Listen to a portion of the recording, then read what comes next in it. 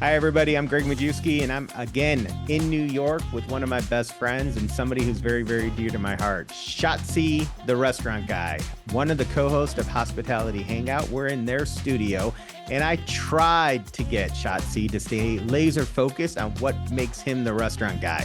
We laughed so hard about some of the stories that I heard, and we went back and forth on a long time, but you get some detailed information on how tech can help a restaurant be successful, but you got to get through us laughing the whole time. Don't miss this episode of Room for Seconds. Hey everybody, welcome to another episode from Room for Seconds. I am live from the Hospitality Hangout for take number 4 because we've had all kinds of technical problems. Lots of technical problems. Because our guest is obviously Schatzy. So what do you expect? We don't expect much. We don't expect much from a guest like this. But look, I am sitting on the other side of the studio You look like Jimmy. You look like Jimmy. Close. And you're the Better finance looking guy and the restaurant guy. Yeah, I'm both. You are both guys. That's sort of weird, isn't And it? your head looks like Jimmy's head. Completely bald with headphones. I don't know how you guys wear these There's a lot of light coming in here, right? Yes. Let's fix this. A lot of light coming over here. I gotta move this way, maybe? That's better. Yeah, there's a lot of fucking light. That is much better. Let's cross this off your list.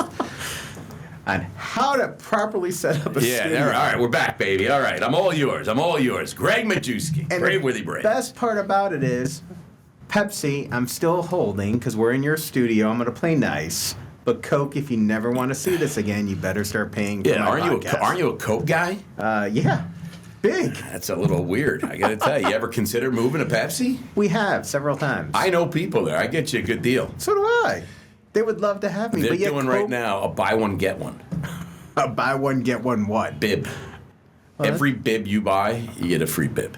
That's what I'm offering from Pepsi. I have no authorization to offer that. I'm just offering that. That'd be a pretty good deal. That's what I'm making deals here. I'm sure they'd be very, very happy. You want me to get Hugh Roth online right now? We'll see when my contract's up. All right, that's what I wanted to hear. You hear that, Pepsi, if you're listening? Hugh Roth, if you're out there, Gregg Majewski's ready. You made a deal with Subway? Craveworthy's next. So, being in your studio, since I'm here all the time, and I get the great honor of being part of B-Works. It's a real honor. Definitely an honor. It is. I get to see you all, and who else walks through this. Now, mind you, if you ever come to B-Works and you see somebody else in my office, it is the community office that if anyone knows me, ends up sitting there. Josh Halpern from Big Chicken, he likes your office a lot. Yeah, he's there a lot. He's there a lot. I'm trying to think who else. Zach Oates was just in there. Zach Oates was in there. He left when he sat in the chair. When he got up, it was like an imprint of like pizza from his shirt. They were like pizza stuff. Yeah, it was like, I knew he was in there. So, and then Toast people and Restaurant 365 people and everyone else that's walking through. Well, they have their own space here now, so we won't allow them in your office. They're still going to use it. Yeah, but what if they go on your computer and there's something up there? I don't leave my computer. You mean you don't leave your computer on? I don't leave my computer here when I'm not here. What are those big screens? Those are just screens. Oh, okay. I don't know how it works. I thought it was okay. I got it. Okay. So yesterday we did Jimmy. The finance guy. What does that mean you did, Jimmy? Oh, we had him on the podcast. How was Jimmy? He was Jimmy. Was he nervous? No, actually it was... Because I feel like I am he's my yin and I'm his yang. Oh, without a doubt. So I bring him to a special place. I comfort him. But we only talked about finance, so he was very happy. Really? Uh-huh. I'm not going to say him, but it's probably the worst podcast ever. Am I right? It was... very good. Boring. No, because there was a lot of mergers and acquisitions and bankruptcies, and someone like me gets deals off of all of that. Yes. So it was very interesting. Yeah, I saw a new pizza place another pizza place went bankrupt today. Did it? Fire Pie. Oh, that was earlier in the week. Oh, Fire Pie. Yeah, they had 13 units. So I was thinking, you just bought a pizza place, right? I did. Which one did you buy? We bought Fresh Brothers. How many stores? 23. I mean, did you ever look at this Fire Pie? No. It's one of those You could look at it now. Yeah, but it's one of the mod pizza type things. No, we don't like that, right? And I never got into that one. I don't like it either. So what are we going to talk about? I'm so excited. We're going to talk about everything. All right, let's go, man. So first and foremost, let's talk about a little bit about you. Oh. You are obviously the show when you go around. You like being the center of attention. I don't like being the center of attention. Always your birthday. Well, that's not my doing. You know that. I think it's Josh Halpern really started it. Is it Josh or it's Jeff Alexander? It's you. It's one of you. Fabulous people started that. Definitely I think not it's me. Josh. I feel like it was very Josh Halpern-y. I have a feeling it was Jeff. And Josh just continues it. Well, I feel like Jeff is like he's like 12 years old when we're on the shows and the trade shows and conferences. I feel like Josh is like his little brother. He's like 9 or 10. You know what I mean? So Jeff probably gets him to do it, you know, like the big brother does the little brother, and then Josh does whatever the big brother says. But yet Josh isn't always at dinner, and they still show up. Yeah, no, you're right. You're right. I don't know if Josh calls in. I don't know if he knows the restaurant we're going to and says it's Schatzy's birthday. But we were just at RFDC, and I mean, you know, we had dinner 3 times, and I think we had 3. We had 3 birthdays. We had 3 birthdays. Yeah. I think what's the funniest thing is that people actually who don't know the inside joke, they come up to me. They're like, "Hey, by the way, happy birthday." And see, it makes you feel good. It does. I mean, having a birthday is always great. Uh-huh. And by the way, it is always. I mean, you're always having a birthday. Of some sort. Yeah, I like it. Yeah, so I don't. So I think Josh started the birthday thing, or Jeff. I don't want to. If I say it wasn't Jeff, he'll get mad, and then he probably won't invite me to dinner next time. So I'll just say it was. I'll say it was Jeff. So, being the restaurant guy and being as into the industry as you are, how did you get your start? I got to tell you, like so many others, you know, I started bartending. I started bartending at, it was Duke's right downstairs, actually, right on 19th Street. That's where you know, it's funny. My dad was actually a partner in a restaurant group called Fuzi, which goes back to its roots in Dallas. I think their first store was on McKinney. And my dad was an investor, a bunch of his friends, and they had a bunch of restaurants. And actually, I remember they had one up in Lincoln Center here in New York City. And I remember like hosting there. And that was like my first real, and then I started bartending. You know, but yeah, I love bartending. I love talking to everybody. I love giving away free drinks. Really? You know, I couldn't figure out how we had a Micros 3700. Couldn't figure out. I mean, it was just so difficult to just you know, to do everything, and credit cards. You had to swipe it on the side, and then you had to rub your shirt because the strip didn't work, and it was just. So you actually got started when there was credit cards. Well, there was definitely credit cards. It was a lot of cash too, which was worse for me because then you had to like do math in your head. Oh, but it was much better for most restaurant people. It was much better for restaurant operators. I mean, statute of limitations. Can we talk about this? Of course. The statute of limitations is gone. Is there anybody from the IRS listening? I just want to make sure. But I mean, in this industry, bartenders love cash. I mean, yeah. I think today it is almost a cashless business. Pretty close. I mean, you know, you know, my kids, I always have cash on me because I'm old. And my kids, I said, I got to run to the bank, go pick up some cash. My son was like, why do you need cash? I'm like, hey, because I'm an adult and, like, you got to have some cash on you. You know, like when I go to the bar, if we go out for dinner, I go to the bar, we have a drink before we sit down for dinner. I throw a 20 down for the bartender. And then I go to my table. But I always like to have, you know, if I walk in and have an espresso, I like to throw $5 down. You know, I like to have cash. And I think people still appreciate it. But there is that, I mean, what are you going to give a tip on, you know, on a credit card? And it's like, hey, can I leave you $20? It's weird, right? I agree. So I think at my age, I think I'll always be cash, right? Mm-hmm. You always have cash in your pocket. Always. Got to. Yeah, and even like when you're traveling, you go to hotels, like somebody brings your bag up or whatever, or the valet, you always got to give a couple bucks. Everyone likes cash. Of course. I agree. All right, so you started as a bartender. Started as a bartender, and then moved from that. Ended up buying into that first restaurant, and that's how I got my start. My partner Dean, or our partner Dean and Brand, is Jimmy and Dean and myself. We were the founding partners, and that was how I got my start. I think Dean's probably regretting that ever since. He's like, fuck. So what makes you the yin to the yang of Jimmy in the fact that you guys look at deals completely different? Yes. You look at it from a restaurant side. Jimmy is all numbers. Yeah, I think let's just be clear. Jimmy is a deal junkie. Okay, Jimmy loves deals. He loves deals. Every deal. But I think from my perspective is, that's what makes us, first of all, I know Jimmy for, I don't know, it's got to be close to now 40 years. So Dean and Jimmy know each other since the 8th grade. They went to Dalton together here in New York City. I went to BU with Dean. Dean and I became friends, and then by by mutual Acquaintances? Acquaintance and property, yeah. Like, you become friends with everybody's friends. So Jimmy and I knew each other for for as long as I know Dean, almost.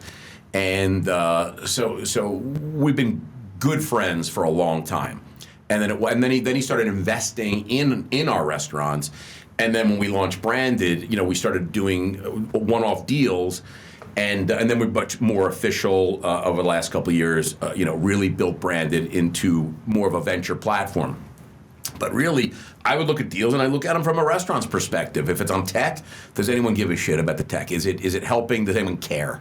Does it matter? Like, is it something that you're like, oh my God, I can't live without? Is it a nice to have, or is it a must to have? And that's kind of like the tech side of things, And I think our earliest investments, we invested in Chowly very early, and at that point, and this is like 2017. There were no options really. It was, there were a few other people doing that, so it was like. But you had to have that, because if you didn't have that, all the orders were coming in on the tablets, and there was no direct integration into point of sale. So it was like a must-have. It's like, oh my God, I could save 2-3 people punching in orders in the fax machine and all that stuff. There were fax machines back then, In 2017? I don't remember. All I know is yes. Well, because I remember that a lot of our restaurants. I remember using single platform. Before Grubhub, it was Seamless Web. Okay. And Jimmy was working in banking, and he goes, and we had restaurants already, and he goes, Schatz, he goes, do you know this company, Seamless Web? I'm like, no. He goes, our office is. We can only order. I'm talking to you right now, and you're looking at your phone. Yeah, I got to make sure something. No, you know what I mean? If I'm going to be on your podcast, I'm listening. It's about the you're podcast. Like texting right now. You're like sitting there, like texting, like Schatzy talking. Yeah, I'm not speaking anymore. Okay. Hey. My producer. I was telling you a great story. My producer, point blank, goes, make sure you get his backstory.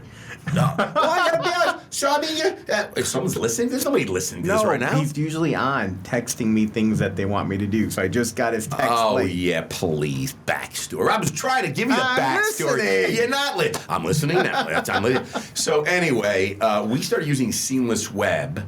And I'm telling you, when I met them at their offices was like 36th or 37th off of like Park. The office was the size of this studio. And I'm like, how do we get signed up for this? They were like, can you get a fax machine? And I'm like, yes. And that's, it wasn't 2017. This is way early. Yeah, this is way early. Yeah. I was talking about when we made an investment in Chowly was 17. No, this was, 18 years ago, 20 years ago, Seamless Web was founded. So this is, what year is that? 2005. There you go. So it's 2005, okay? Yeah. So 2005, we had fax machines. No, after that, then it was just printers. Then it was just you need printers. And I remember joking around, like, the most expensive thing about taking all these online orders was I had to buy a toner from Staples. You had to just buy so much toner because all these orders just rolled through. And he said, and I remember, I think the toner that we used to buy was like, we had all these Brother printers. Pieces of shit, man. They were like $99. So obviously you don't want to be sponsored by Brothers.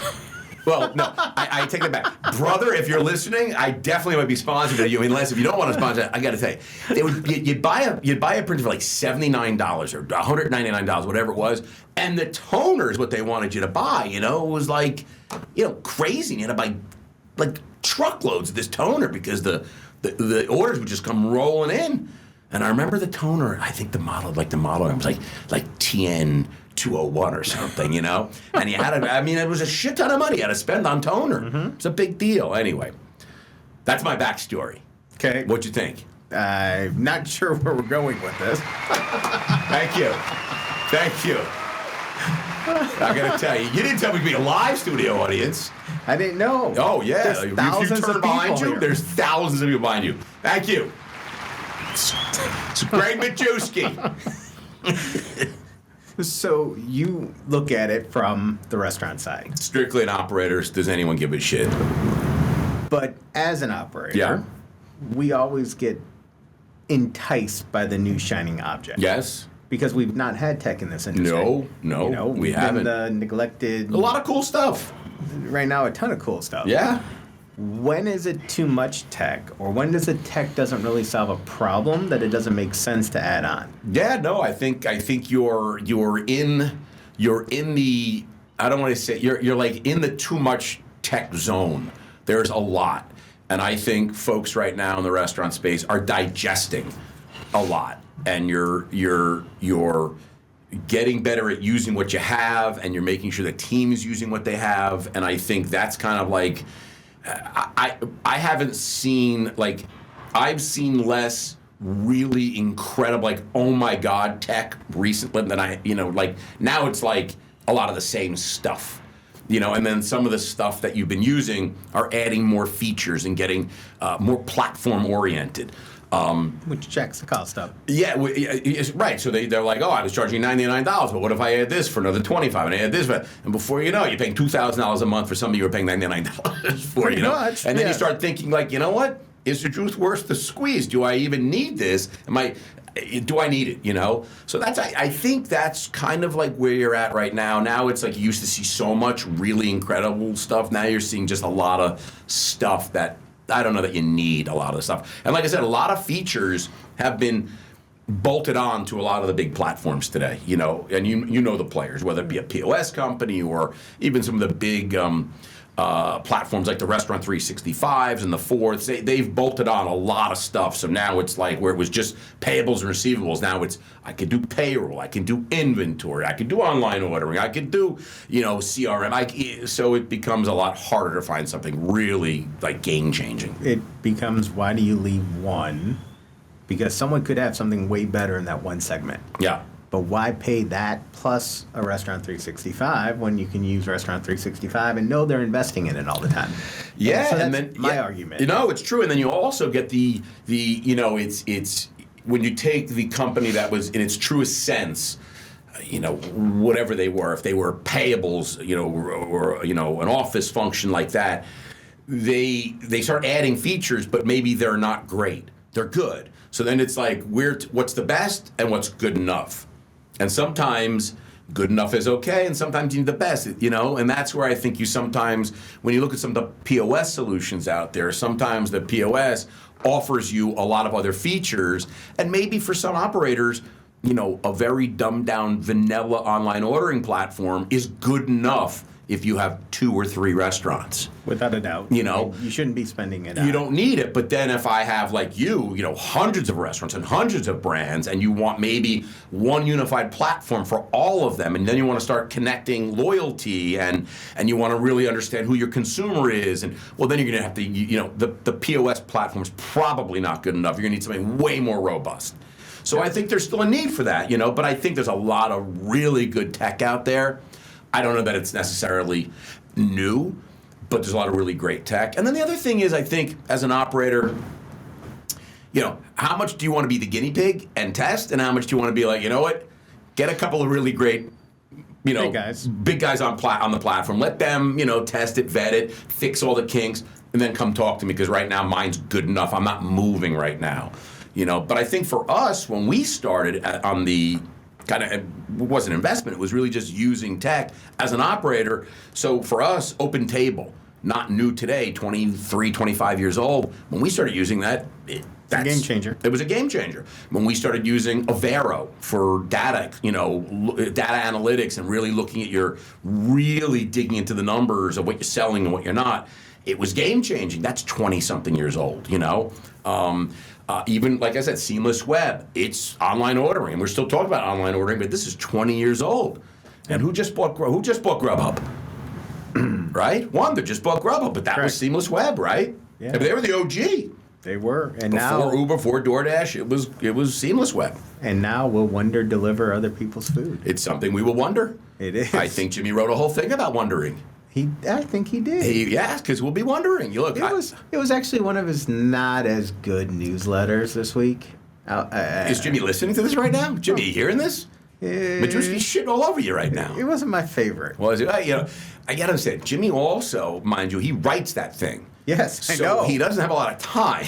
So I like and has to get out by 6 o'clock in the morning, and he's gotta do shit. So he doesn't have a lot of time. But I think all in all, he lacks sometimes he lacks ideas. So anyone listening has ideas for Jimmy, throw them our way.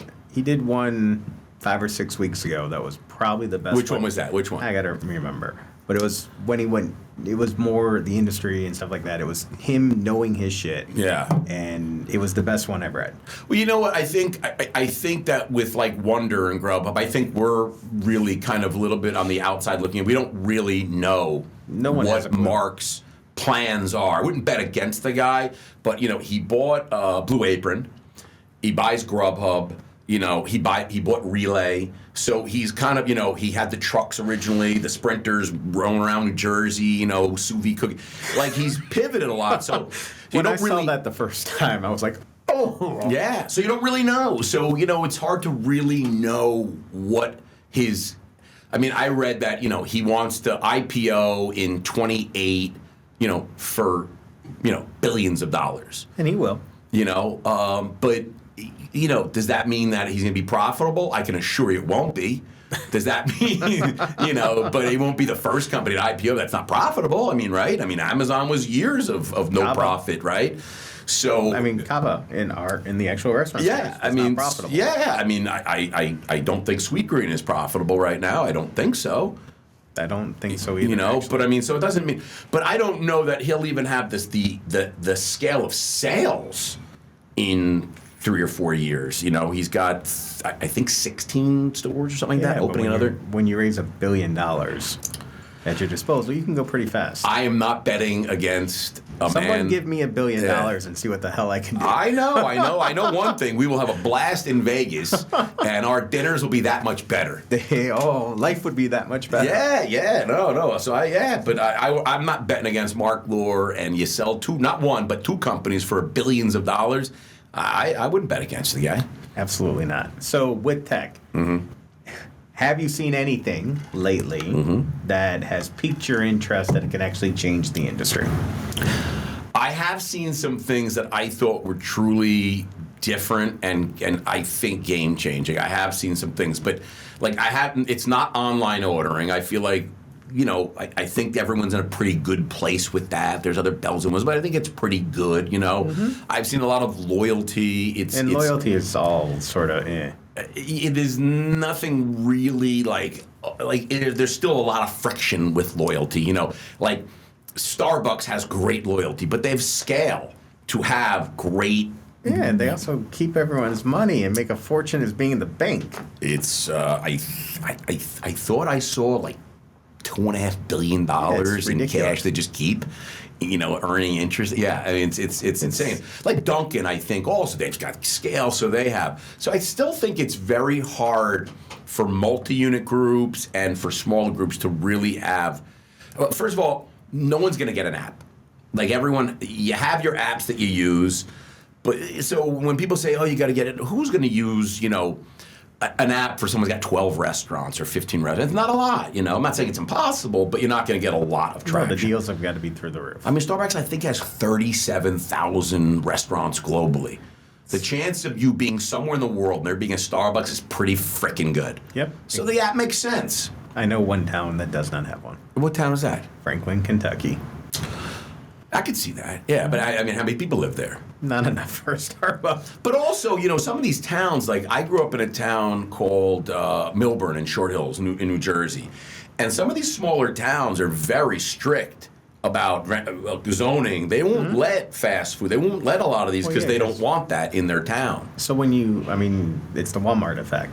Yeah. When Walmart goes into a small town in the South, you kill the town. You kill the town. Not kill the town. Of course, you don't kill the town. But the local businesses They hurt. Yep. Big time. Exactly. So a lot of towns, I don't know if it's true or not true but I think some towns also think it's an element of like cheesiness having like fast food in their town. Like they want it to be, mom pop's, diner and mom pop's burger joint, and keep it more like that. So I don't know this town in Kentucky you speak of, but maybe it's small and they want to keep it charming.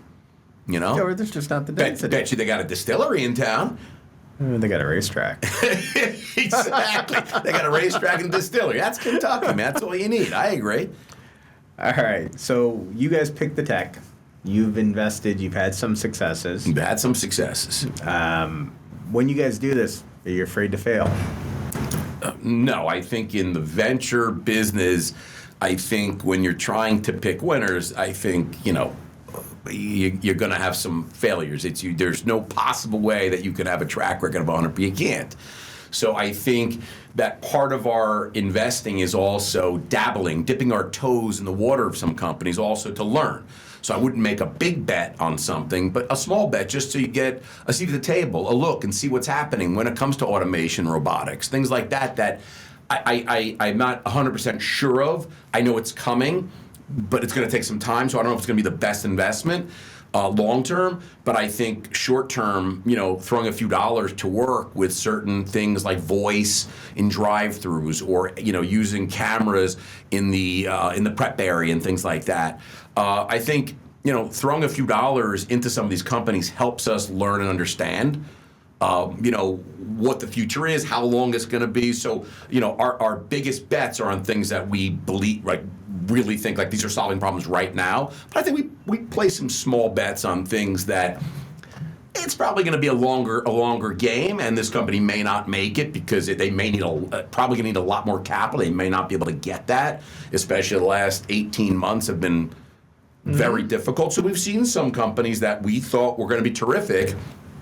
Great idea, but they found themselves strapped for capital and they had to get acquired for not terrific exits. No, but I mean, the market was a shit show, to be nice. It's been terrible. It has not been good for founders. No, and I mean, it was done because people were afraid. I mean, it wasn't because there wasn't cash. Oh, it was plenty of cash. Everybody was just afraid and didn't know where we were going. And that's what Jimmy and I talked about yesterday. The election's over. You now know, regardless of what side of the aisle you're on. Doesn't matter. You feel good that at least that's 4 years is going to be this way. 100%. And money will start to loosen up, which means that you'll see companies start to gamble and grow, and you'll see mergers. A lot of M&A. Yep. You'll see a lot of M&A. I agree. It's. I know nothing about that. You know a lot about that. What I think is great is, to your point, I think I was listening to Bill Burr on SNL this past week, or maybe last week, whatever it was. He was just on, I think the election just ended, so maybe it was the Saturday right after the Tuesday. And he goes, something to the fact like, okay, let's address the elephant in the room. And I think it was, he goes something like, God, hasn't this going on for forever? It just seems like the last 18 to 24 months, it's all anyone's been talking about. And so it's good riddance. Let's move forward. And I think everyone now, like you said, it's not which side you're on. I think everyone could be happy that it's over. And that means you can get back to business. Back to business. You kind of had a sense of, I think, where this new administration is landing on a business perspective. I think you've got some ideas. No red tape. I think when it comes to free trade and M&A, I think you're going to see there's going to be a lot of flurry of activity, which I think is great for us and our business. I think it's great for everybody, to be honest with you. Yeah, I think you'll see grocery store consolidations now. The Albertsons Kroger deal will probably go through now, without a doubt. They were just waiting for this election to be over. Yeah. So, and those, as much as people say that's bad, because prices will be driven, all that, it's actually good because it creates a pocket now for smaller companies to compete against one. You know what? I'd say that the Kroger-Albertsons deal, I don't know. We'll have to wait for 10 years to know if it was good or bad. But I do know that I believe that Albertson Kroger combined will still be, I think, less than half of what Walmart does in grocery. I mean, but we have no issue with Walmart. No, but I'm just saying, and right. So they're oh, how could you let this deal go through? Well, Walmart is still twice as big as their combined entity. Anything give you heartburn right now? I had a hand roll at that sushi place in the Fontainebleau. I had 3 hand rolls from that place at the food court. And that gave me, it was literally 48 hours of heartburn. I was taking Prilosec and Tums. That really, yeah. So I don't know if that counts. That was what gave it to you? Oh, it was horrible. I mean, I remember going for dinner. I was burping. I was drinking. I was drinking like, Cokes, like Diet Cokes, just to try and settle my stomach. Yeah, that gave me terrible heartburn. Okay. No, nothing right now. No, I got to be honest with you. For us and on the restaurant side, we're in Q4. This is like, from right now through the end of the year. I mean, this is the money time. This is when it is. This is when you're busy, you're packed, you're having parties, everyone's having a good time. I think the holiday season in New York City is. I wouldn't want to be in any other city in the world. This is the best. You always got a chance of a white Christmas. You really don't have that like in L.A. and San Diego, So Chicago's pretty badass. Right, but I'm saying so like you got a great holiday time. The Christmas lights are out. Everyone's generally in a good mood. The election's behind us. People are out, having a good time, drinking, partying. So I'm excited right now. So no, I think we're in a really, really good spot right now. I'm excited. There have been a lot of there's been a lot of turnover with C-level folks in the restaurant space. I feel like that is really something that the Elliott Group has been pushing. I think what they're doing is they're pushing all the CEOs out so they can put CEOs in. It's like, and who else is doing that? Helen Lau. She's doing the same thing. I think they're out there pulling the strings. They're like, you got to fire this guy. And I'll get you someone better. Yeah, I'll get you. This guy's terrible. When I get you a guy, sales are going to go through it. And that's what's happening right now. And then Helen, once the person gets hired, goes and places that person. She placed the person, then she's like, I can't believe you hired this person. You told me that. I know. And I'm telling you, that's what's happening right now. It is just an executive search conspiracy. It's a retread. It's the same thing. But they're retreads. Like, no big company has taken a gamble and placed somebody in the right spot. Except, I'll say, Chipotle, I thought, picked the right guy. Oh, Scott Boatwright. Right. Well, first of all, I think that CEOs should be based on, good looks. And there's a guy, he checks all the boxes. The guy's a good-looking guy. He married a cheerleader. The guy's an Adonis. Come on, that's what you want. When you have a board meeting, you want your CEO to come in and be like, I don't know what he just said. God damn, he's good-looking. You know what I mean? And that's what you want. I think that's half the battle, right? I guess. By the way, super excited that he got the permanent gig. Yeah. And much sooner than I think a lot of people thought. Yeah, but that's because he's so freaking good-looking. Yeah, it's because he was the right person, and he's done a fabulous job. And he's very good looking. But outside of that, I don't think there's been a lot of first timers. No, promoted. it's all just rotating around. It's like just keep on going. But it also stops ideas and change. You're not wrong. But I think for a time it seems like a lot of people were being hired from outside the industry and a lot of financial people. Private equity firms, they're by companies, they feel good when we bring in a finance guy from, a different vertical. And they come in and they don't understand our business. They kill our business. And I remember, and again, I'm not bashing, I'm just an outsider looking in. Le Pan Cotien, we had a bunch of them here in the city, lots of them. They're all over the country, all over the world, right? And I always really enjoyed them because you went and you felt like when you were in Le Pan Cotien, it was like one store. It wasn't a chain. You were in one store. You were in this bistro, And then I think it was 3G, I think it is. It's like the big private equity firm from Brazil. I don't remember who. Or whatever. It was a big shop.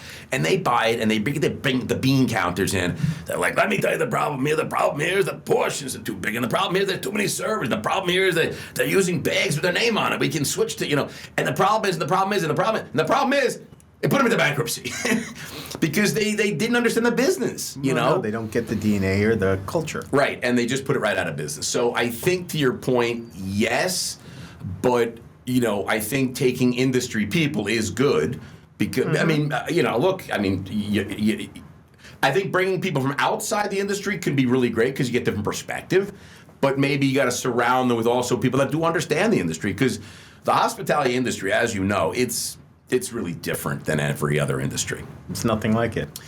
But it also, I remember looking at when you talk about bookkeeping and payroll, when you talk about these things in the back of the house, and a lot of people are they go and they get, an off-the-shelf solution that, is good for lots of industries. And what they find is you really are. You got to find something that's specific for the hospitality industry because we are so unique in so many ways. I think Jimmy always likes to say it. Not only do we sell and have a full retail operation in the front of the house, we have a full manufacturing facility in the back of the house, completely vertical. That's not, you go to a Gap, they're not manufacturing the shirts there. You know what I mean? So you go to most places, it's a retail, and that's pretty much it. And it's made in a factory somewhere and shipped in. You go to the Toyota, the Mercedes dealership. I mean, it's a car dealership, and all they're doing is selling cars. You go to a restaurant. I mean, we're making everything there. Everything. So you really have to. I think as a leader, you got to really understand a lot of different supply chain and labor and HR. It's just so many things to understand. No, you've got to know it inside out. Yeah. So that's why I think having some folks from inside the industry is great, but I think having people from outside bring a different perspective is good too. I don't think it's one or the other, maybe a combination. No, Frankenstein. When you get bigger, you need outside, because they can do the marketing, they can do the stuff that you can't. But when you got to cut to bottom line's got to go up, and you're going to start making the cuts that make a restaurant special. Yeah, those are the wrong choices. So when you start thinking about like the menu and how am I manufacturing this food, and the pasta or the sauce, they've been great. Everyone loves them. You know what? We could save a few dollars if we manufacture everything at a third party and put it in a bag, and we'll ship it to you, and you'll heat it up, and that'll be our soups for now. And be like, really? Like everyone loves our soups. Well, we'll say. So you got to be very careful about where you try and cut and save. Yeah, I agree. This is great stuff, by the way. It's not funny. It's not as funny as I thought, but I think we're dropping some real good knowledge. Well, not everything can be Schatzy humor. I know. I'm part finance. Yeah, no, you are. You're very finance. Except when I went and installed Toast and moved the store around a couple hours ago. Oh, you did? Yeah. Where'd you do that? My Time on Broadway. I love it. You should have told me. I would have went with the camera, and that would have been podcast gold. It probably showing Majewski doing the work. Because people don't understand when you're an operator, you are a jack of all trades. We talked about that when you first bought it. You were like, do you know a good HVAC guy? You're in there climbing on roofs, looking at ventilation. You're looking at refrigeration. I mean, you're in there. You got to know. You got to be. You got to know HVAC. You got to know electric. You got to know plumbing. You got to know it all. Yeah, because when something goes down, you got to fix it. Architecture, construction. There's really, you got to negotiate. We definitely don't need cities to tell us how to build it. We can build it way better. Especially in New York, where I just found out that a store has been open for 3 years, and the fire department came in and said, "Oh, we never approved these plans. I have occupancy." Yeah, How is that possible? I would say that being an operator here in New York for 30 years, anything's possible. And they also they move. They went from paper to digital, and when they did that, they just lost a lot of stuff. Everything they ever did. Yeah, so the Department of Buildings went all digital, but someone had to take all the papers and put it digital, but it didn't all get in there. So they'll be just this was never approved. I'm telling you what, well, we don't have a record of it. That's because you lost all the records. Yeah, without a doubt. We do business in New York despite New York. The bureaucracy, and I think that, You do it because of the density. It's great density, but they're also they look at it in here, and probably Chicago too, that it's a privilege to do business in our city. Without it. And you're fortunate to do business. And by the way, if you want to open a business, here's the book. It's 487,000 pages. There's 87 agencies you have to deal with, and that's how we operate.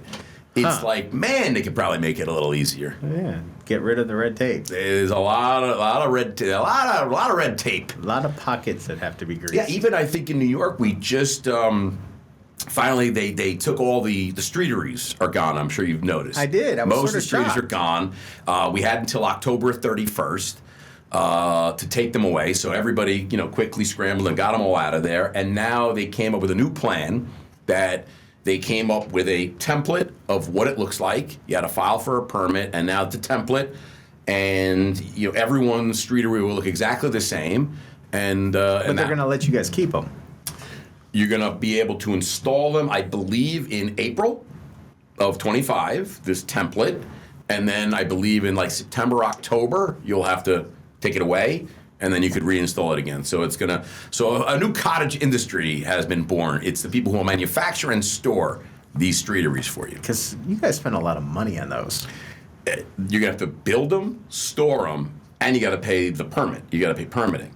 So yeah, it's going to be expensive. I mean, because they were all different. Oh, the ones that we built. Oh yeah. You had fans. You had heaters. Incredible. I mean, yeah. So I don't believe no electricity will be allowed in these streeteries. So it's just umbrellas, and that's it. There'll be no heaters, no air conditioning, no fans. No, it's just interesting. Yeah, it is another New York screw up because it actually made the towns in some of these neighborhoods really, really cool. I think unfortunately, there were probably a few people that ruined it for everybody because they I saw somebody in like Brooklyn or the Bronx literally put like a second floor on, with no no plans, no permitting. He's like, oh, what are you doing? Put a staircase, we'll put a floor. You're like, what are you out of your mind? They literally building houses on the street with So when you start doing things like that and start jimmy rigging electric, and then you start getting into a situation where people can get hurt. So the city steps in and we all suffer. All right, wrap this up. Where can everybody find you? What do you do? And where do you want them to go? Like you don't know, but I have to be nice. Wait, I don't even know what you're talking about. You find me here at 235 Park Avenue South in New York I would never City. give your address out. Oh, well, it's not a secret. I'm on Park South, man. We're right here, man. Right above Union Square Cafe. We got the Isabel's, Barbunia, and LA Express downstairs. We got Danny Meyer's got a couple restaurants. We love this neighborhood. That's where you can find me most of the time. Come see me at P-Works. And then the other information, as you know. What's the other information? Your podcast? Oh, hospitality, thehospitalityhangout.com. Check it out, man. You got Jimmy and Schatzy making things happen. We got some great guests coming up, and we're killing it. People are loving the podcast. I heard 1 million people listen every week. I think that was last week. I think it might be over 10 million now. But approaching 1 billion people. My understanding is most of China now, it's their number one podcast because we do translate in 147 different countries. I will find out if that's true. It is. That is true. And we do Mandarin, Kitchenese, and 5 or 6 other languages. So if you go to Beijing or Shanghai, you'll see the number one podcast. People love it there. And I think Jimmy and I resonate in China more so than America. I think we're funnier there than we are here. I think everything's funnier when you're... Oh, wait, here or there? They think we're funny. You know what's interesting, though? When you think about funny, right, and you think about it, you take America, Canada, and England, right? You take that out. Mm-hmm. Where are funny people from? Where? No, that's my point. I don't know. How many comedians and fun? They're from England. Well, yeah, because you're actually able to freaking be funny. Well, what do you mean you can't be funny anywhere else in the world? You can't. Our funny is political humor and making fun of things. But you don't think that our funny resonates everywhere? The slapstick, yes. Do you know a lot of really Are you going give me a country, not England, not Canada, not the United States. China. Okay. How many you tell me how many Chinese comedians you're going to the comics right? I saw some great Chinese comedians. I know of none. Yeah, okay. And then how many Italian comedians do you know? I'm sure there are some. Give me one. I'd have to Croatia? Google. Sure, there's gotta be, right? Where? What do you mean? So where are they going? We don't understand what they're saying. So what do you mean by that? So that's what you're saying? You name the 3 countries that all speak the same language for the most part. Wait a minute. So you're saying that's a language issue? Without a doubt. So you're telling me that if I went to Italy, there's comedy clubs all over, and I went in there, people are dying laughing, they're just not speaking English. I was just in Italy, I didn't see a comedy club anywhere. Not one comedy club. Outside of New York and Chicago and LA, name a comedy club. What does that have to do with anything? But at least there are comedy clubs. So there's got to be elsewhere. Why do you say that? Why do you say there has to be? There may not. There may not, but I would bet against it. Okay, let me ask you this. Funny movies. Mm-hmm. Okay, funny movies. Are you saying the same thing that, oh my God, if you go to, give me another country, not China and not Italy and not one of the ones, give me another country. France. I mean, actually, the French, I feel like they have, because they're close to England, So I feel like so I was too close to one. Well, I think they're close, so I think that it rubs off, and they have the channel, the train going back and forth, probably transporting funny people back and forth. Humor is traveling under the English Channel, so that's a bad example. But so I'll give you, I think the French probably have some funny stuff. I'm probably like I'll bet you the French do, but give me another country. Turkey. No frickin' way. There's absolutely no way that there's ever been a funny movie from Turkey or a comedian from Turkey. No way. Zero. Okay, I'll give you this. You win. Oh, thank you. All right. We got that out of the way. All right. That was another episode of Room for Seconds. Hit the subscribe button down below so you don't miss anything. And you can find us on all your favorite podcast places. And I'm going to have to buy me one of those just so I can do that. See y'all next time. Thank you. Hey viewers, thanks again for supporting Room for Seconds. If you found this episode inspiring, interesting, or any bit informative, please hit that little subscribe button down at the bottom so you never miss an episode. In my 26 years in this amazing industry, I've been blessed with incredible mentorship. This show is my way of giving back. Follow me on LinkedIn, search Gregg Majewski, on Twitter, @Gregg_Majewski. If you still have room for more, visit our website at media.cravewordybrands.com. You'll find more videos, shows, notes, blogs, resources, and an easy way to get in touch with the Craveworthy Brands team. I'm your host, Gregg Majewski. Thanks again for tuning in to Room for Seconds.